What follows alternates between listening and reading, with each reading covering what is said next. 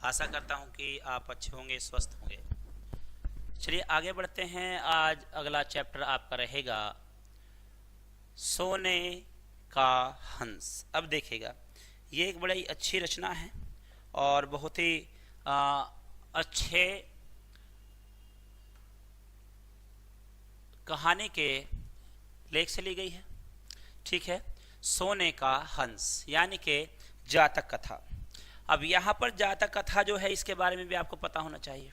जातक कथा जो है, यह भगवान बुद्ध, गौतम बुद्ध के बारे में जो लिखी गई उनके पूर्व जन्मों की घटनाएं हैं, जिसमें लगभग 550 जन्मों का वर्णन किया गया है। उस संग्रह को क्या कहते हैं, या उन घटनाओं के मिले जुले जो योग को क्या कहते हैं, जातक कथा कहते हैं। ठीक है, तो उनमें से एक कथा ये भी है। तो इसको हम पढ़ेंगे, बड़े धैर्य से पढ़ेंगे, ध्यान पूर्वक करेंगे और अच्छे से हम करते हुए जाएंगे। देखिएगा, कृष्णदेव राय विजयनगर साम्राज्य के सबसे शक्तिशाली राजा थे। उनके दरबार में तेनालीराम नामक एक बुद्धिमान दरबारी था, जिसकी सलाह पर वह निर्भर रहते थे।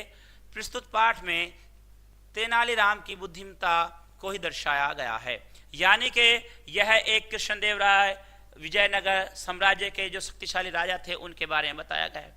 और वो जो जितनी भी सलाह लेते थे वो किससे लेते थे? तेनालीराम से।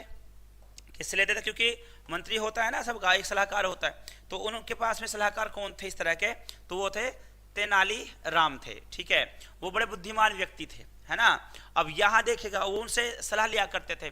कोई भी घटना घटे तो वो उनको याद कर लिया करते थे, वो आकर के उसका सुलह करा दिया करते थे। ठीक है मित्रों, एक समय की बात है, महाराज कृष्णदेव राय के दरबार में एक अजीब सा मुकदमा आया। अब देखिएगा, यहाँ पर एक समय की बात है, महाराज कृष्णदेव राय के दरबार में एक अजीब सा मुकदमा आया। दरबार में 2 आदमी आए, जिनमें से एक के हाथ में सोने का हंस था। उन्होंने आकर महाराज को प्रणाम किया और बोले, महाराज हमें न्याय चाहिए। यानी कि एक व्यक्ति आता है, महाराज के दरबार में आता है और हाथ में सोने का हंस लिए हुआ होता है, और आकर के महाराज से कहता है कि महाराज हमें न्याय चाहिए। और ये कैसा न्याय है, वो सारी घटना भी सामने आएगी और राजा इस पर क्या सोचेंगे, तेनालीराम जी इसमें क्या क्या बताएंगे, और ये सब हम देखेंगे। मैं अगर पहले बता दूंगा तो जो एक क्लाइमेक्स होता है ना, वो आपका खत्म हो जाएगा। फिर आप इसको पढ़ेंगे नहीं, आगे कहेंगे अरे पता तो चली गया इसमें ये होने वाला, बात खत्म हो जाती है। इसलिए धीरे धीरे एक एक लाइन को लेकर के चलेंगे, समझते हुए चलेंगे, कहानी का पूरा आनंद लेंगे। जो बच्चा, जो छात्र या छात्राएं आनंद लेकर के इसको पढ़ेंगे, उन्हें अलग से प्रश्न उत्तर याद करने की आवश्यकता नहीं पड़ेगी। जो अच्छे से कहानी को समझता है, सुनता है और परखता है, वो बहुत अच्छे से याद कर जाता है। ठीक है, तो बढ़ते हैं आगे। ये देखेगा, महाराज ने पूछ ही लिया। महाराज जी ने क्या पूछा? उन्होंने देखेगा, महाराज ने पूछा, कैसा न्याय? क्या तुम इस सोने के हंस को लेकर आपस में लड़ रहे हो? अब देखेगा, एक के हाथ में हंस है, दूसरे साथ में आए हुए हैं। तो राजा साहब कहते हैं, क्या आप इस हंस को लेकर के, सोने के हंस को लेकर के आपस में लड़ रहे हो? वो दोनों बोले, नहीं महाराज, नहीं महाराज, है ना, नहीं महाराज, हम लड़ नहीं रहे हैं, हम लड़ नहीं रहे हैं, बल्कि इस हंस को लेकर हम दोनों एक मत नहीं हैं। कमाल की बात देखिएगा, एक हंस लेकर के हाथ में आता है, एक साथ में साथी आता है। राजा साहब के सामने कहता है कि हमें न्याय कीजिएगा। राजा साहब कहते हैं, क्या आप इसको लेकर के लड़ रहे हैं? वो कहते हैं, नहीं हम लड़ नहीं रहे हैं, है ना, बल्कि हम इसे लेकर के हम दोनों का एक मत नहीं है, यानी कि हमारी एक दोनों की एक बात नहीं है। ठीक है, अब किस तरह से? महाराज चौंक कर बोले, ठीक है, आप विस्तार से बताइए कि आपकी समस्या क्या है, आपकी समस्या क्या है, ये मुझे आप बताइएगा। जिस आदमी के हाथ में सोने का हंस था वह महाराज से बोला, जिस आदमी के हाथ में सोने का हंस था वह महाराज से बोला, अन्नदाता हम दोनों दोस्त हैं, मेरी हालत खस्ता चल रही है। कमाल की बात देखिएगा, कहते हैं कि हम दोनों दोस्त हैं और मेरी हालत खस्ता चल रही है, खस्ता मतलब नाजुक चल रही है, यानी कि पैसे वैसे नहीं है मेरे पास में, है ना, मैं बीमार हूँ, मेरे पास में या तो बीमार, मैं पैसे को लेकर के बीमार हूँ या स्वास्थ्य से बीमार हूँ, लेकिन मैं कमजोर जरूर हूँ, है ना, मेरी हालत खस्ता चल रही है। इसी बीच में तो मेरे इस दोस्त ने अपनी जमीन का एक छोटा सा टुकड़ा मुझे खेती करने के लिए दे दिया। तो मेरे इस दोस्त ने अपनी जमीन का एक छोटा सा टुकड़ा मुझे खेती करने के लिए दे दिया। बहुत अच्छी बात की, एक दोस्त ने दोस्त का काम किया जिससे मैं अपने परिवार का पालन पोषण कर सकूं। एक दिन मैं उस जमीन के टुकड़े पर हल चला रहा था। अब जब इसने मुझे टुकड़ा दे दिया, मेरे दोस्त ने मुझे जो टुकड़ा दिया है, खेती का जो भाग दिया है, वहां से मेरे परिवार का भरण पोषण होने लगा। एक दिन मैं वहां पर क्या चला रहा था, हल चला रहा था, तो वहां मुझे सोने का एक हंस मिला। हल चलाते चलाते हुए सोने का हंस मिल गया। ठीक बात वैसी हो गई कि जैसे राजा दशरथ जी क्या कर रहे थे, नहीं गलत बोला हूं मैं, है ना, माफी चाहेंगे, वापस लेंगे शब्दों को, ठीक है। तो जहां ये क्या, तो वहां मुझे सोने का एक हंस मिला। मैं जब इस हंस को लेकर इसे देने के लिए गया तो इसने इसे लेने से साफ मना कर दिया। बड़ी अच्छी दोस्ती है भाई। एक दोस्त ने खेत दे दिया, अपना पूरा खेत दे दिया कि ले भाई आप जो है इसमें जो है ना खेती करो और अपने परिवार का पालन पोषण कर लीजिएगा, ठीक है। अब वो कहते हैं कि यार ठीक है। अब उसने यहाँ से पालन पोषण अपना शुरू कर दिया है। अब जब वो खेत में हल चला रहा था तो वहां उससे सोने का हंस मिल गया। अब सोने का हंस मिला तो उसने जो है क्या कहा कि यार ये तो जिसका खेत है उसको दे करके आना चाहिए। अब ये उसके पास में जाकर के लेकर के पहुंचा तो उसने इसे लेने से साफ मना कर दिया कि इसे मैं नहीं लूंगा, ठीक है। अब आप ही न्याय कीजिए। तो वो क्या कहते हैं कि राजा साहब अब आप ही न्याय कीजिए कि ये क्या, इसमें क्या होना चाहिए। दूसरा आदमी बोला, महाराज मैंने उसे जमीन के टुकड़े को अपने मित्र को दे दिया था, तो उसमें से मिलने वाली प्रत्येक वस्तु पर उसका अधिकार है। आप ही बताइए मैं इसे कैसे ले सकता हूं। कितनी बड़ी बात कह दी है कि मैंने जो इसे दिया था भरण पोषण करने के लिए दिया था, अब यहाँ से जो भी इसे चीज मिल रही है, जो फसल पैदा कर रहा है वो मिल रहा है, चाहे उससे कोई वस्तु मिल रही है, तो उस पर अधिकार इसका होना चाहिए। मैंने तो दे दिया इसे, जो था सब कुछ दे दिया, गड़ागड़ाया दे दिया। अब ये उसको लेना नहीं चाहता, मैं भी लेना नहीं चाहता, तो आप इसमें सुलह करेंगे, आप इसमें न्याय करेंगे कि हमें क्या करना चाहिए, ठीक है। पहला आदमी बोला, लेकिन महाराज वह जमीन तो इसकी है, इसलिए इस हंस पर इसका ही अधिकार है। अब देखिए कितनी मजे की बात है, कह रहा महाराज जमीन तो फिर भी इसी की है, तो इस पर अधिकार तो भी इसी का ही है, मेरा थोड़ी हो जाएगा, ठीक है। दूसरा आदमी बोला, महाराज नहीं, मैं इसे नहीं लूंगा क्योंकि वह जमीन में इसे दे चुका हूं। दोनों अपनी अपनी बात पर डटे रहे। उन दोनों की बातें सुनकर महाराज भी सोच में पड़ गए, क्योंकि वे समझ नहीं पा रहे थे कि न्याय करें तो क्या। महाराज ने सभी दरबारियों से पूछा, इस बारे में आप सभी की राय क्या है। अब महाराज फंस गए। भाई एक कह रहा है किसकी जमीन है, जमीन से जो निकला है, भाई जमीन से इनकी से निकला है, मैं तो यहाँ भरण पोषण के लिए फसल पैदा करता हूँ, तो ये जमीन से जो निकला है तो वो तो नहीं क्या होगा। वो जमीन वाला दोस्त कहता है कि मैंने तो सब कुछ इसको दे दिया, अब जो इससे निकले वो इसका है, मेरा नहीं है। वो कहता है मैं नहीं लूंगा, वो कहता है मैं नहीं लूंगा। राजा साहब यहाँ परेशान हो गए। महाराज अब परेशान हैं कि मैं करूं तो क्या करूं। आगे बढ़ते हैं। एक दरबारी खड़ा होकर बोला, महाराज मेरे विचार से आप हंस को 2 बराबर हिस्सों में बांट कर दोनों को आधा आधा दे दीजिए। यह भी उचित विचार रहा कि अगर ऐसी बात आती है तो दोनों को आधा आधा दे दीजिए। लेकिन कहा भी ये जा सकता है कि हंस की मूर्ति अच्छी है, उसको तोड़ा ना जाए, बुरा हो जाएगा। दूसरी चीज ये भी हो सकती है कि भाई एक कह दे मैं आधा भी क्यों लूं, है जो पूरा नहीं ले रहा, वो कहेगा कि चाहूं तो मैं पूरा का पूरा ले लूं। और ये भी कह सकता है जब मैं पूरा नहीं ले रहा हूं तो मैं आधा ही क्यों लूं। तो ये आधी आधी वाली बात भी कहीं ना कहीं फंसने वाली है। आगे बढ़ेंगे। महाराज उस पर नाराज होते हुए बोले, उस पर नाराज हो गए, फट से नाराज हो गए और उन्होंने क्या बोलना शुरू किया, बेवकूफ, जब दोनों में से कोई भी पूरा हंस लेना नहीं चाहता तो क्या वे आधा आधा लेंगे। मैंने आपको पूर्व में बता दिया कि अगर वह पूरा नहीं लेना चाहते तो आधा आधा भी क्यों लेंगे, क्या जरूरत पड़ी है आधा आधा लेने की। तो यहां बड़ी समस्या आ गई है, ठीक है। इसके आगे बढ़ते हैं। डांट खाकर दरबारी खिसियाकर नीचे बैठ गया। अब दूसरा दरबारी खड़ा होकर बोला, महाराज मैं कुछ कहना चाहता हूं।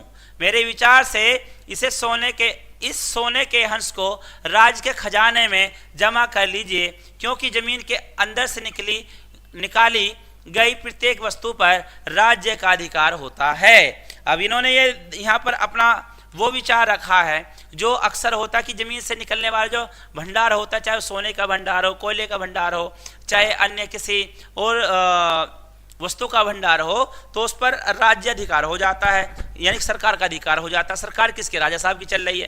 तो वो कह रहा है कि इसको लेकर के खजाने में रख लो, क्योंकि जमीन से निकला है। महाराज बोले, हम यह सब जानते हैं, अगर ये लोग हमें जानकारी दिए बिना ही इस हंस को अपने पास रख लेते और आपस में झगड़ते तो हम ऐसा ही करते, लेकिन इनमें से कोई भी इसे लेने को तैयार नहीं है। इसका मतलब इन्हें कोई लालच नहीं है। बहुत बढ़िया बात। राजा साहब बड़े न्याय प्रिय हैं।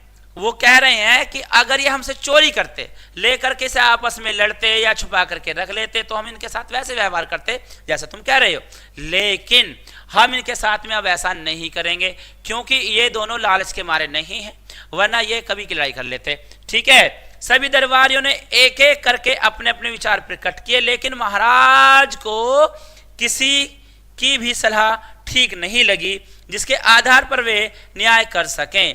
अब तेनालीराम की बारी थी। उन्होंने सबके विचार सुने, लेकिन किसी की बात पर उन्हें भरोसा नहीं हुआ, किसी की बात अच्छी नहीं लगी, सबकी बातें खत्म हो गई। राजा साहब सबकी बातों को सुनते रहे और जवाब देते रहे, लेकिन अब बारी थी किसकी? जिसकी बात हम करने जा रहे हैं, जिनका अब जिक्र आया है, तेनाली राम। भाई साहब इनके बारे में सुनेंगे। अब केस यहां से आगे बढ़ेगा। ठीक है, तो आगे देखेगा। महाराज का इशारा पाकर तेनालीराम खड़े हुए और बोले, महाराज मेरा निवेदन है कि आप नगर के सुनार को बुलाकर उसे इस हंस की कीमत पूछिए और फिर आप ही इसे खरीद लीजिए, है ना। उनसे पूछ लीजिएगा वहां की कीमत क्या रही है और कितनी कीमत रही है इसकी, और कितनी कीमत का है ये। ठीक है। इसे जो भी पैसे मिले, इससे जो भी पैसे मिले, उन पैसों से आप इन दोनों के नाम पर सोने का हंस नामक एक बाग का निर्माण कराइए। कितनी बड़ी बात की है कि अगर ये रखना नहीं चाहते, इसको आप खरीद लीजिएगा, जो पैसा इसका आता है इनके नाम पर, दोनों के नाम पर एक बगीचा बना दीजिएगा। बहुत बड़ी बात है, ये व्यवहार की बात है। ठीक है, जिससे इन दोनों की दोस्ती हमेशा के लिए अमर हो जाएगी। बाग में एक अच्छा सा तालाब बनवाया जाए जिसमें दो हंस तैर रहे हो, अनेक छायादार व फलों वाले पेड़ लगवाए जाएं। इस तरह से जब तक यह बाग रहेगा लोग उनकी दोस्ती को याद करेंगे। एक दोस्ती का संदेश कहां से जाता है कि ये दो दोस्त ऐसे आए, दोनों के अंदर लालच नहीं था, इतनी बहुमूल्य उनके पास में वस्तु थी, वो प्राप्त उनको हो गई, लेकिन वो उसको रखना नहीं चाहते थे। अब रखना नहीं चाहते हैं तो बड़ी बात है, क्योंकि रखेंगे भी तो करेंगे भी क्या करेंगे, है ना। लेकिन दोनों में लड़ाई इस बात की, मैं नहीं लूंगा, ये सबसे बड़ी समस्या हो जाती है। उसके बाद में सब ने अपने विचार दिए, सुझाव दिए, ये बात भी समझ में आती है। लेकिन सबसे बड़ा सुझाव ये था कि इसको आप खरीद लीजिएगा, इससे जो पैसा आता है, जितनी इसकी कीमत बनती है, उस पैसे को लेकर के इन दोनों दोस्तों के नाम पर एक विहार का निर्माण कीजिएगा, बगीचे का निर्माण कीजिएगा, जिसका जब ये बन के तैयार हो जाए उसे नाम दिया जाना चाहिए, इन दोनों के नाम से वो बने, ताकि विश्व में ये काफी समय तक, आने वाले समय तक यह जो है बगीचा इनके नाम से जाना जाए, और सब उसको जान करके क्या मानेंगे कि दोस्त हो तो ऐसे होने चाहिए। और उसमें एक तालाब भी बनाया जाए, क्योंकि ये हंसों की कहानी है, तो हंस, उसमें दो हंस भी छोड़े जाएं, दो दोस्त के हिसाब से दो हंस छोड़े जाएं, दो दोस्त हंस छोड़ दिए जाएं, तो लोग वहां पर आएंगे, उससे सीख लेंगे कि हमें कभी लालच नहीं करना चाहिए, और हमें जो है कभी किसी के साथ विश्वासघात भी नहीं करना चाहिए, हमें सरकार के साथ रहना चाहिए। राजा से अगर वो चोरी करते तो मारे जाते, लेकिन राजा साहब से भी चोरी नहीं की उन्होंने। तो यहाँ पर सारी बातों को देख करके तेनालीराम जी ने ये अपना सुझाव दिया। ठीक है। तेनालीराम की बात सुनकर महाराज प्रसन्न होकर बोले, शाबाश तेनालीराम, हमें तुम्हारी सलाह अच्छी लगी, अब हमारा न्याय भी यही है। तेनालीराम की इस बात से पूरा दरबार सहमत था, क्योंकि जब राजा साहब सहमत हो गए तो पूरा दरबार क्यों सहमत नहीं होगा? सबसे अच्छा विचार था, तो इस बात को सबने इसको सर्वसम्मति से पारित कर दिया गया। आगे बढ़ते हैं, ठीक है। बात है शब्द अर्थ की, ये आपका जरूरी पार्ट होता है, इसको आप जरूर पढ़ा करें, अच्छे से याद किया करें ताकि आपको आगे समस्या ना हो। प्रसन्न यानी कि खुश, हैप्पी रहना, ठीक है। न्याय, इंसाफ करना या जस्टिस की बात करते हैं, इंसाफ की बात की जाती है। आगे अधिकार, हक की बात करता है। बेवकूफ, मूर्ख की बात करता है। कीमत, मूल्य होता है। खिसियाना, बनावटी हंसी दिखाना। समस्या, कठिनाई। और निवेदन आपका प्रार्थना की बात करता है, ठीक है। अब देखेगा, ये देखेगा, अब बात आती है मौखिक। यहां पर कुछ क्वेश्चन आपको दिए गए हैं, इसको देखेंगे।